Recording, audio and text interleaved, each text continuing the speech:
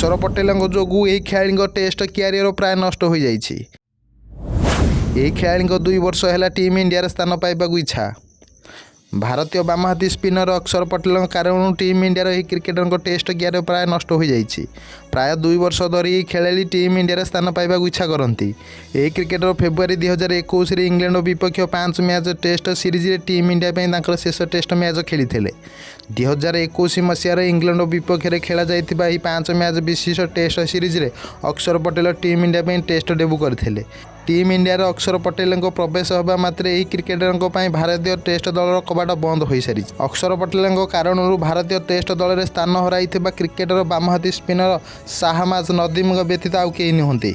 चेन्नई में भारतर 33 वर्षीय बामहाती spinner Shahbaz Nadeem England विपक्ष टीम इंडिया शेष टेस्ट मैच खेली।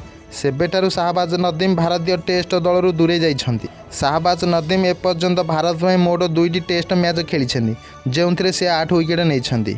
टीम इंडिया अक्षर पटेल प्रवेश पर शाहबाज नदीम टेस्ट क्यारियर प्राय शेष होइछि।